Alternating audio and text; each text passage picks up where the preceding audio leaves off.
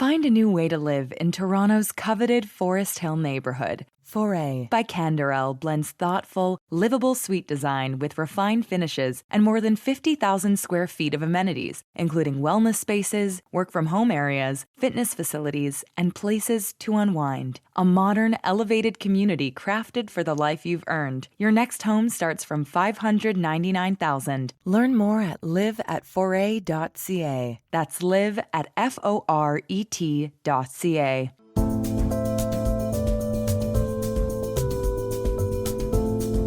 Rabbis from around the world joined them in the first rabbinic journey to Israel since the Hamas attack. CBS News' Miami's Joe Gorcho has more about their experiences near the front lines.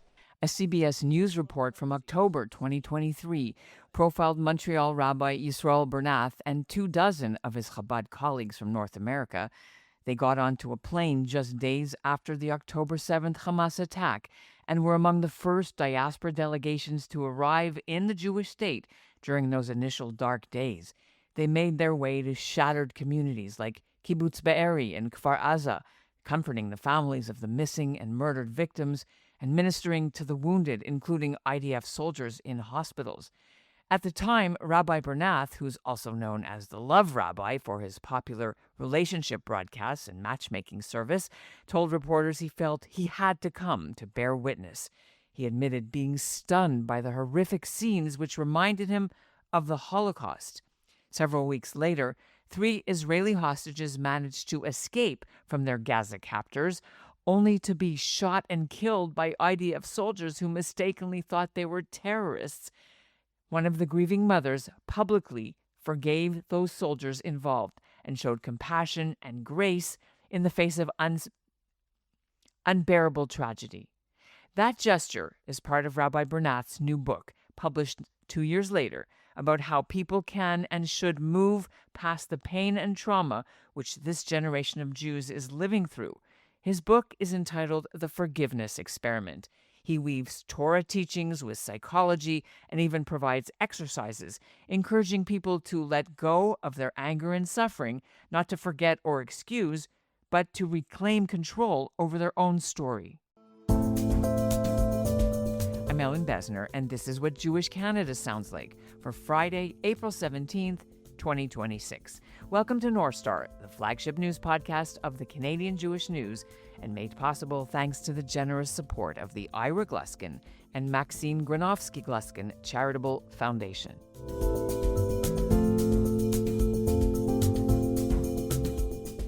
Rabbi Yisroel Bernath wrote The Forgiveness Experiment and found that writing the self-help book has also been a personal journey for him. He writes about the long shadow of an anti-Semitic attack he survived as a teenager and how doing the work of forgiveness helped him finally let it go.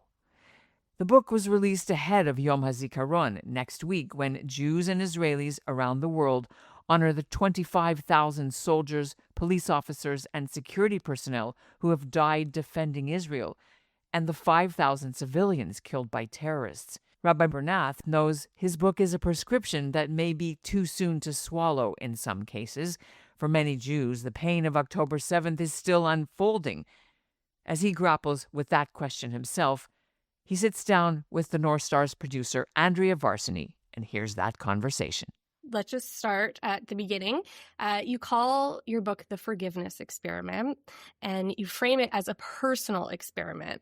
What made forgiveness something that you felt like you actually had to test in your own life? I've been a rabbi for over 20 years, and I found that being a rabbi, I get forced into, if I could say, these godlike positions where if I do something wrong, it's like, oh my gosh, the rabbi did something wrong. And people have certain expectations. And it got to a point, it was about 15 years ago. Facebook was still fresh, and it was before Yom Kippur. And I said, I'm a rabbi, and many of the people on my Facebook at the time were my congregants. And I said, sometimes I've done something wrong, and I haven't had the opportunity to know that I did something wrong. If I did, today is the day before Yom Kippur, give me the opportunity to ask for forgiveness. Over 40 people responded. Wow. And a lot of the responses were simple things like I didn't call them back, or I said something in one of my sermons that they were sitting with and it didn't land right. And I had then spent the next 2 days calling people that I knew and asking for forgiveness. And somebody told me that they had been holding on to this for 3 years. For 3 years, I hadn't called them back. And there was a real sadness. Like, all it took was an invitation, and it started this process that just kind of brought up a lot of things for me of people that in my life that I was holding on to. And I realized that pain is unavoidable, but suffering lasts as long as we want it to. And that me experiencing those moments, they're going to happen. As an adult, they're going to happen. But replaying them over and over and over until maybe they become something that I never wanted them to become. And over the past, this book took me about 17 years to write. Wow. And especially over the past, I would say 4 or 5 years, just going through this process and trying out different things. What can I do to let go? How do I let go? And I think maybe even as a rabbi, as a Jew, there's a lot of victimhood, a lot of suffering in our narrative. And we're the generation, I think, that could change that. We don't have to be victims anymore. We're not victims. And we could tell our children, and even the child within us, you don't have to be a victim anymore. You don't have to just allow yourself to get caught up in the noise of what people put upon you or what the world puts upon you. You can decide, how do I respond? When do I respond? What do I allow in? What do I allow myself to harbor over? And yes, those thoughts still come. Just today, just before this conversation, I had a thought that came to me, and I was like, really? Really? And here I am. I'm knee deep in this work, and I've been doing this work for a while, and it still happens. But then I get to choose, and I get to say, no, that's not where I want my mind to go. I can never stop thinking, so I'm going to think about something else. Yeah, one thing that really resonated with me about your book, because I'm not super religious, but I have done a lot of the same thought processes in therapy. So I was wondering, because you draw from both Jewish teachings and modern psychology, do you feel like there's some kind of tension between the spiritual explanations of suffering and the psychological ones? Like, do you need to believe in a higher power, or can this process be entirely secular? I think it's a really good question. I drew on Jewish teachings because that's what I'm familiar with. And it was just natural for me to draw on those teachings. And I think that there's this idea of that religion is binary and that we can't hold 2 or 3 or 4 truths at the same time. But we can. We can be a secular person and also be a Jewish person and also be someone who appreciates a biblical story, or maybe a story from our tradition, or maybe a story from the Talmud, or maybe a story from after October 7th. Since you brought up October 7th, I wanted to ask you about that, because it's something that was in the back of my mind the whole time I was reading your book, especially because you speak a lot about how important forgiveness is, even if you never get an apology, even if the person's passed away or they don't actually apologize, whatever that is. So I was wondering, in terms of October 7th, do you think that this has changed or reshaped the way you think about forgiveness? You talk about how this mother is able to forgive Israeli soldiers who accidentally killed her son, thinking that he was a terrorist and not a hostage who had escaped. But you don't talk about anything about maybe forgiving the perpetrators of October 7th. And I'm wondering if that is something we can explore in this conversation. Are we ready to explore it? Because I know you also talk about the Holocaust a lot and talk about forgiveness that happened around that, but that was much longer ago. So I'm just wondering if we can apply the same principles to Hamas, for example. It's a really good question. I have 3 kind of parts to answering it. The first part that lands for me is that it is too soon. And that's fair. And for a lot of us, we're still living through it. It really is too soon. The other part is that maybe there is something that while we're living through it that can shape our conversation or shape our internal narrative. I don't think it's changed the essence of forgiveness for me. but to a certain extent, it's deepened it. Because now the question is even more real. It's the Holocaust that's happened during my lifetime. Before, as many of us in the Jewish community, my childhood was seeped in narrative and conversation and stories and testimony. But never did I witness something so deep and visceral. And so maybe today we can ask the question, what do we do with pain when there is no apology and maybe never will have an apology? October 7th reminds us that forgiveness is not and never will be about the perpetrator. It's about whether we allow the darkness to define our inner world.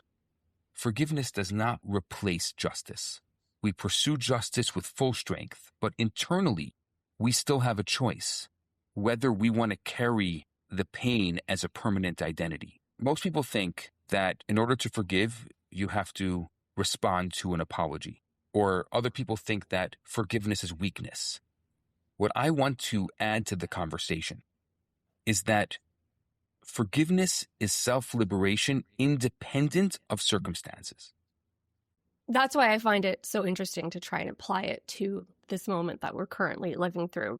Maybe forgiveness is many years down the road, if at all possible. But is there a small step that someone could take just in terms of lightening their own loads? This was the biggest shift for me in the process, and I really think that this could be applied to the Jewish community so well right now. This was from the work of Cartman. He calls it the drama triangle. He said that there's going to be a victim, but if there's a victim, there has to be a perpetrator. And there's going to be a savior or a rescuer. These three people, or it could be the same person, because we can be the victim and the perpetrator and the rescuer of ourselves as well. But generally, if we're going to point somebody as the perpetrator, it means that we're the victim. And if we're the victim, there has to be a perpetrator. They go hand in hand. One cannot live without the other. And so the question that I would love to ask, and a question that I ask myself right now, and I would invite us as a community to ask, is what would my life look like if I wasn't a victim anymore? What would my life look like if I pulled myself out of the drama triangle, if I pulled myself out of that victimhood? What would be the opposite of victimhood? And as you say in your book, the opposite is the creator, which exactly. I would not have guessed, but also loved that answer. So do you think that, this is an impossible question to answer, but in your opinion, would things be going differently, let's say maybe with the war, if we were able to forgive more readily? Again, I don't know if we have to forgive, but we can choose the narrative. We can become the creators. We can decide how we respond. And even this goes into the conversation of the Jewish people here in diaspora, of how we're dealing with, the rise in anti-Jewish hatred and how we respond to that. And it's so easy to victimize ourselves. And maybe this conversation and this generation and what's going on in our lives is asking us for a different response. Rather than being the victims, we should be the creators. Exactly. So you're very clear that forgiveness is not about excusing the harm that happened. It's more about moving on from it in the way that you choose, and it's very empowering. But why do you think people consistently confuse those two ideas, that forgiving someone is like letting them off the hook? There's a narrative of forgiveness that seems to kind of be this binary narrative. And the Jewish narrative, as I think you saw throughout the book, the Jewish narrative is nothing like that. And I think that there's other conversations, traditions, religions that have taken over. One example I can think of that's happened not long ago is Erica Kirk. A couple days after her husband was killed, got up and said, "I forgive the murderer." And you could see with the pain and the difficulty of it. I mean, it was a visceral statement. And people, someone in an interview asked her afterwards, "Why did you do that?" And she said, "Because I'm a good Christian." That is not even remotely the Jewish way. Remotely. And it is the Christian way. And I think that narrative has really, that binary narrative where in order for me to be a good whatever, I have to forgive the perpetrator. No, fine. I'm happy if that works for you and that's your story, but that's not our story. It's not so black and white. And I think that trying to control anything you can't control is not going to help anything. And I cannot control what someone has done to me. I cannot control how often they do it, when they do it, but I can control my response and what I do to others. And how you hold it in your own memory or your own heart. And the way that I hold it. It's very, very comfortable to tell the story through a victimhood narrative. It's very comfortable to tell the story through that binary narrative. How many times was I waiting for someone to ask for forgiveness that never came? Waiting. To the point where I would avoid somebody. I wouldn't want to go to a certain event because I knew somebody was there because I was waiting for them to ask for forgiveness. When they may have no idea. Here I am sitting in it for months, and they have no idea what's going on. Nobody ever called me up in the middle of the night to say, stop thinking about me so I can go to sleep. So what do you think separates people who can forgive versus people who stay stuck in resentment or victimhood? It's humility. It's a paradigm shift. It's being able to put the emphasis on the right syllable. Okay. And what would that be? What syllable would that be? That syllable would be that I'm not a victim and that I am not the greatest thing that ever happened since chicken soup with matzo balls. I am humble enough to realize that I'm going to go through the world and I'm going to be hurt. That's the adult experience. And that every single adult in the world has been hurt by somebody. And maybe even a harder realization is that I'm going to go through the world and I'm going to hurt others.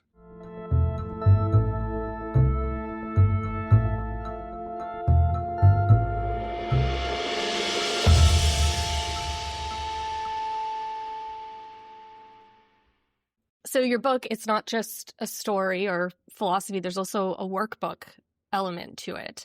Why is it so important that readers do forgiveness, like practice it in this workbook way rather than just understanding the concepts? The book was never supposed to be a book. It was actually my notes that I had written to myself as I went through the processes. At the end of each chapter, there's an exercise, and those exercises, to me, are really the book because that was the process that I went through, the letter you'll never send, realizing that there's no way that I would be ever able to send a letter to that perpetrator. I created this exercise of which I wrote a letter to someone who had hurt me and then went and burned it. And going through, this is a short version of it. I talk about all the details of how to do it and the elements of it. And I didn't realize this till after I wrote the book, that there really isn't an adult in the world that doesn't have somebody they need to forgive. And if you think you're alone and you're the only person in the whole world who's been holding a grudge against someone, got a secret for you. Not only are you not alone, but the holiest day for Jews, Yom Kippur, is dedicated to this. It could be dedicated to anything. Our holy day is dedicated to forgiveness. That's how much it's important to us. Did you find from all the exercises you included in your book, was there one specifically that tended to either unlock the biggest shift in you or someone that you worked with, or maybe that people, had struggled with the most? I'll speak for myself. I like to write. So the letter that I never send, I've written a lot of them. And I've let a lot of people go from my heart, or the grudge or the resentment against them go through those letters. And it's this really beautiful process of just letting it go. And however you write it, however it comes up, and just letting yourself not edited, not worried about the words you're going to say, and you're writing a letter to them. And then in that letter, you forgive them and you let that story or that narrative or that thing that happened or whatever they did to you go. I can tell you, I am not the same person that I was before this. It totally changed my life. And you write a lot about how forgiveness is really mostly about taking back the pen. in writing the story of your own life. Was there a moment that clicked for you personally? The hardest forgiveness was someone who had tried to kill me. Are you comfortable talking about that now, or? Sure. I think about it now in today's world where, unfortunately, it happens often to many people in the Jewish community and especially people who look Jewish. I was 15 years old and I was playing basketball in Chicago. That's where I grew up. And I mean, I write about all the details in the book, but a short version of it is we were on the court and some kids came by. They wanted the court, and then they came back with a gun and they said Hitler should have finished you off. I mean, I literally was going for a layup and I come down and there's a gun stuck to my head. Yeah, it was just a basketball court in the north side of the city, and there was a bunch of us. All of us that were playing basketball were all with kippahs and were visibly Jewish. And then afterwards, I ran, and they ran after me, and they shot twice, and they missed me, and went around the block because I didn't want them to know where I lived. And I came up, and the police were there, and there was a whole scene, and then they didn't even arrest them. It later went to court. I had to testify, and I had to sit in front of them and tell the whole story. I was 15 years old. I was, even thinking about it, even bringing it up, I still get, I shiver and I get nervous from it. It really formed me in a lot of ways. I thought about it a lot. I never told anyone about it, but I thought about it a lot. And the story happened almost 30 years ago. And then one day, while I was going through this process, and I don't recommend that you start with the biggest forgiveness, because if you have something really big, I don't recommend you start with it. And I'm really happy that I didn't, because I already had kind of the muscle of forgiveness that was moving within me. And then I sat down and wrote a letter to this person. I realized that I hadn't spent much time in Chicago since then. I kind of avoided it. Even though my parents are still there and I have some siblings there, I decided that day that I was never going to live in Chicago, even though both of my parents grew up there. Just recently, very recently, my grandmother passed away, and I promised her that I would go and spend the Shiva in Chicago, and I was there. And this was the first time in a long while that I was walking those same streets. And before, when I would walk those streets, I would tense up and I would get into kind of this defensive mode. This is just a few weeks ago that I was there and I was walking the streets, and it was different. It was light. It was really a proof to me that I had let it go, that this really worked. I could do it, and I didn't get that same tense up feeling that I usually get. And it was nice. It was a nice, light feeling to realize that I can walk through the world and I don't have to hold these really difficult experiences that happen to me. And I can change those experiences to happening for me. And obviously, there's a lesson in it, and there's a reason why everything happens to us. But I couldn't control that narrative. That narrative took over my life, and taking back the pen was very powerful. I really think that's the gift, is taking back the pen and rewriting. You can call it trauma, or sometimes it's a little issue. But again, you're avoiding something. You don't want to go there. You don't want to have a conversation. You're not making eye contact with somebody who's close to you. Often these things happen. I mean, this particular story is somebody who I never knew and never want to know. But sometimes, and most of the time, our biggest grievances are with the people who are closest to us. And those might be the hardest to forgive. Especially if they're in our lives constantly, or we decide or we choose for them not to be in our lives.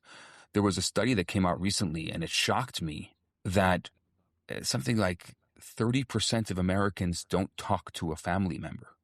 That one of every 3 Americans has a family member they're not talking to. That is really sad.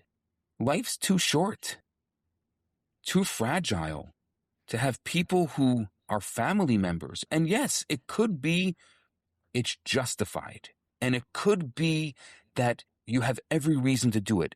And my invitation to you is to maybe try to rewrite that narrative, to take back the pen, because when you're not speaking to them means they're holding the pen. And it doesn't mean that you have to become friends with them and be close with them, but at least don't let it take up space where the point where you can't go to a family event or you can't do something that you want to do. I would say it happens mostly within families, and that's why this work is so difficult. You talk about forgiving God. Is that I don't know, as a secular person, is that like a radical idea in Orthodox Judaism, or is that actually pretty common? I don't know if it's a radical idea within Orthodox Judaism. I think that people, again, kind of put Orthodox Judaism in this box of like, oh, it has to be right or wrong, where there's so much nuance in it. I mean, just think of any tradition or any holiday and how even people within the Orthodox tradition, how differently they celebrate it. So there's kind of this binary version of, oh, it's right or wrong, especially when it comes to God. Prayer is supposed to be this heartfelt expression. And why can't we be upset at God? Why does it have to feel radical? Again, this is not a Jewish narrative. There is, and why I think that Judaism is not really a religion, it predates religions. Because a religious person, would probably have a really hard time being upset at God. But Passover is the most celebrated holiday for the Jewish people. And the most celebrated moment of that holiday is a Seder. And the most known part of the Seder is the 4 questions. That is the Jewish experience. Questioning God, questioning everything. Elie Wiesel's book, God on Trial, I think of that book. And the most incredible moments I don't want to take it away, for those people who haven't read it, was the ending, where they spend all this time putting God on trial for the Holocaust. And then afterwards, they go and pray. The Jewish experience is holding many truths at the same time. It's what has kept us going. It's what continues to keep us going. Is not getting stuck in someone else's version of us. And also not getting stuck in the past version of what we thought it was.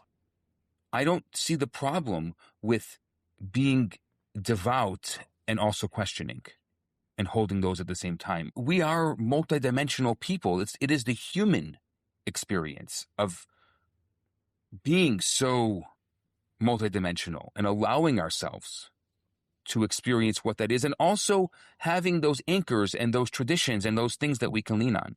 I think that's what's beautiful about it. Yeah. So speaking of Passover, is there something that maybe you could, like a final message that you could give our listeners in terms of like, you're going to be at the Seder with your family, and maybe you're with people who you need to forgive, people who you want to be forgiven by. Yeah, there's a lot that comes up at Passover. Oh, yeah. We get caught up in the cleaning and in the preparing, but realizing that actually at the Seder, there are really only 2 biblical obligations. One is to eat matzah, and the other is to tell our children the story that happened to us when we left Egypt. Now, I've never been to Egypt, though there have been a lot of people that have been to Egypt this year, because it's the only way to get out of Israel right now is going through Egypt, which I find quite ironic, because here we are talking about a story of leaving Egypt, going to Israel, and there's a lot of people this year who left Israel and went to Egypt. That aside, what is a story that I tell my children that happened to me when I left Egypt? There's an Egypt within us, and I talk about this in the book. There's a part of ourselves that is constricted, that is enslaved, that is in servitude. And for me, if I could say there was one great message from this book, or from my process of all of this, was leaving Egypt, was leaving the intergenerational trauma, the things that have been passed down to me, and turning it into intergenerational resilience. And maybe that's the message after October 7th, that we could continue telling the story of intergenerational trauma, or we can shift that, we can change that and say, this generation, we are going to break that. We are the generation that is going to change all of that. And we're going to show the world how you can take all of this collective trauma and turn it into resilience. And we can tell our children that this is an Egypt that I left. I had to forgive somebody who tried to kill me. I had to forgive somebody in my life who had hurt me. And I give this gift to you of forgiveness as well, of those who have tried to hurt you. And there will be, my children, there will be people who will hurt you. And it's really hard not to be a victim. But the Jewish people, our secret and the secret of Passover is, you know what we do? We leave Egypt. And then we stuff ourselves.